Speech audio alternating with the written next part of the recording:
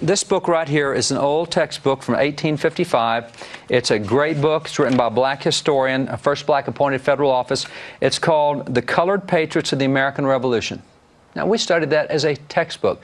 That is not a skinny little book that we have there. I mean, there's a lot of patriots in the American Revolution that we studied. Black patriots. I read the book, Giants, and was just amazed at this man, Frederick Douglass. Incredible guy. We don't really even know. Most people can say, I think the audience would say, yeah, I can reckon. I know that's Frederick Douglass, but you're not really sure. He looks kind of just like a black Alexander Graham Bell. I mean, you're like, I don't really know his story, I think. Am I right saying that or not? You kind of know him, but you're not sure why. Right. Tell his story. We've got a movie about Malcolm X, right? Movies about Martin Luther King Jr. And for some reason in American history, we think that the only time blacks stood up for their rights was when Martin Luther King decided to leave the pulpit and hit the stump, hit the stump to make speeches. The bottom line is, for the longest time, we've adopted this victim narrative about blacks in the United States, that the only role they played was a victim to white majority oppression.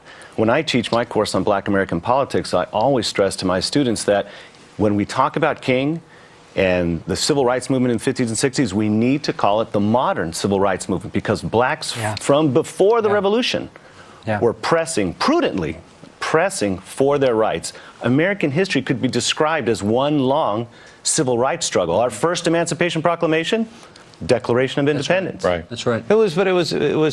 It's been this way. It's going on now. It's going on. It's people trying to grab others' rights, and that never changes. That's human history. That's human history. If I ask the audience, when did America have its first African American judge? What year would you say? Anybody? Take a guess. Judge. 1860s? Anybody? 1770. Amy, is that just a wild guess? No, not. I wasn't sure exactly, but I think it's about 1770. Tell me. 1768. Wentworth Cheswell, New Hampshire, elected to office in New Hampshire. He was reelected for the next 49 years, held 8 different political positions.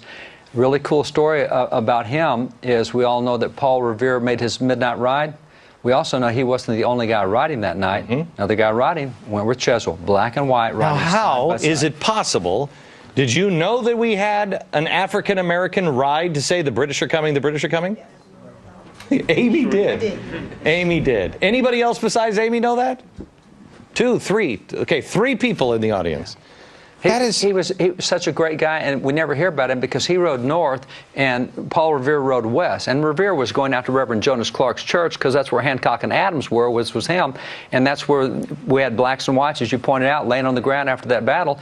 Wentworth Cheswell rode north, telling people the British are coming. And it was from the north that all those people came to Boston to take on the British at Bunker Hill and everywhere else. So we don't hear about his ride because the British went west, and that's where all the action happened. But it was a couple of days later when all these people started coming down from New Hampshire and Vermont and elsewhere, and that's where he had ridden, telling them what was up. Lucas, when we come back, I want to take a quick break, and when we come back, I want you to tell me a little bit about about Frederick Douglass. Sure. You know, the opening of Giants is so captivating, where you see a man who has struggled, who was kept, I mean, it sounds horrible to say, but kept in, I guess, nice slavery, if there's such a thing. How would you describe how he... Well, he didn't grow up as a slave in the deep South, the deep cotton states. So, I mean, the phrase being sold down the river, that has an actual historical connection. To be sold down the river was the worst thing, because you went from something pretty bad to awfully bad. Right, okay. So a slave in Maryland is not as bad as being a slave down in the Delta. And what happened to his family where he was originally held? Because they sold him. They sold him. He never knew his siblings. Met his mother, or had vague memories of his mother maybe a few times. He remembers her calling him my little Valentine, and that's why he dates his birthday February 14th, but he doesn't have a birth certificate. He doesn't know when he was born. Okay. We think February 1818. Okay, so he was in, slavery that was northern slavery, but then he was sold into horrible, horrible conditions, and he witnessed for the first time somebody's whipping him, and he's like, whoa, whoa, whoa, what is this all about?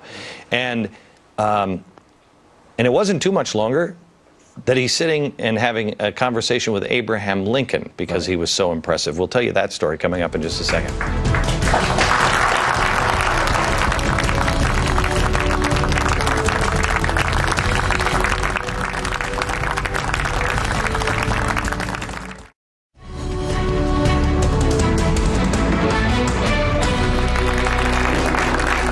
You are going to learn more about our founders and the role that African Americans played in the founding of this country in the next 15 minutes than you probably have learned your entire life.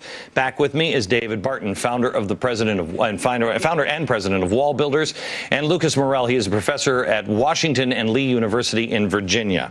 I want to go back to Frederick Douglass here because Frederick Douglass actually was very upset at our founders because he said, I'm not just 3/5 of a human being. I'm a full human being.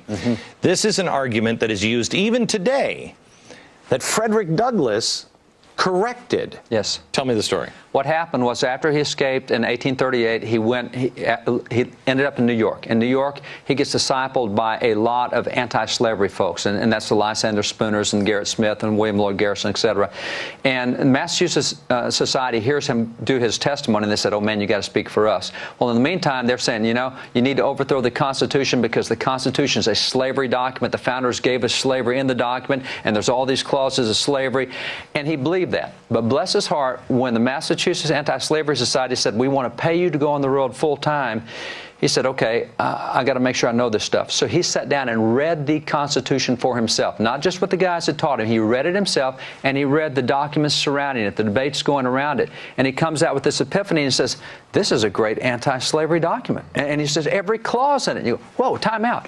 How can the 3/5 clause be an anti-slavery clause? Real easy. He read the convention notes. What happened was you had all these anti-slavery founding fathers. You had, for example, James Wilson. You had Elbridge Sherry. You had Luther Martin. Ben Franklin. All these guys, all these anti-slavery guys. And you had 3 hardcore southern states that were pro-slavery. There's Georgia, North Carolina, South Carolina.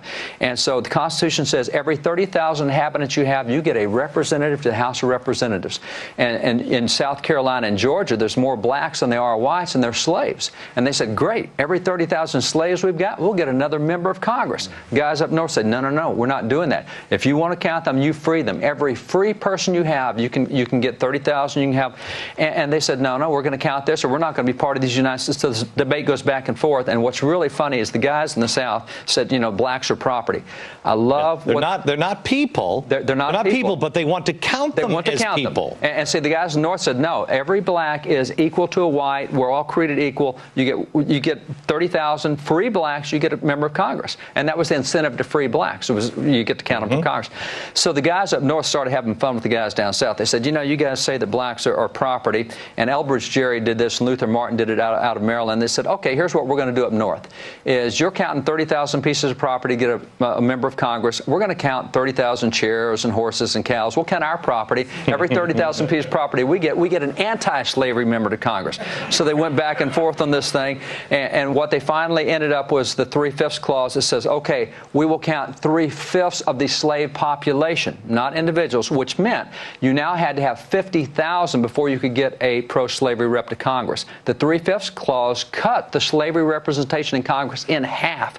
And when Frederick Douglass read that, he said, the 3/5 clause, that has nothing to do with the worth. That has to do with the representation. It makes it harder to get a pro-slavery representative in Congress. The Constitution's an anti-slavery document. And it was. It was. And That's why they Frederick changed. Douglass who points that out. The original document for the Declaration of Independence was life, liberty, and property. And property. That's right. The reason being, they changed it. They changed it to pursuit of happiness because they didn't want the South to say, That's right. The South. You got chairs, we've got people. And as always, Yahweh, all day, every day. Peace.